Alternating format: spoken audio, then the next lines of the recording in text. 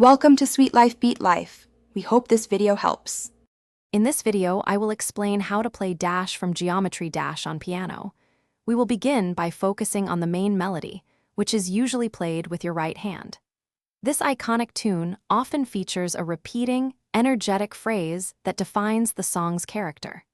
Pay close attention to the key signature, as it guides your finger placement and ensures accuracy from the very start.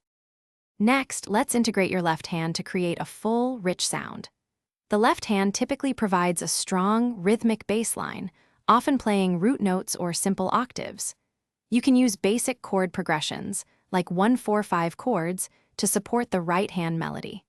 Practice coordinating both hands slowly at first, ensuring a cohesive and balanced sound as you build speed. Now, let's bring the piece to life with rhythm and expression. Maintaining a consistent, driving rhythm is crucial for capturing Dash's energetic feel.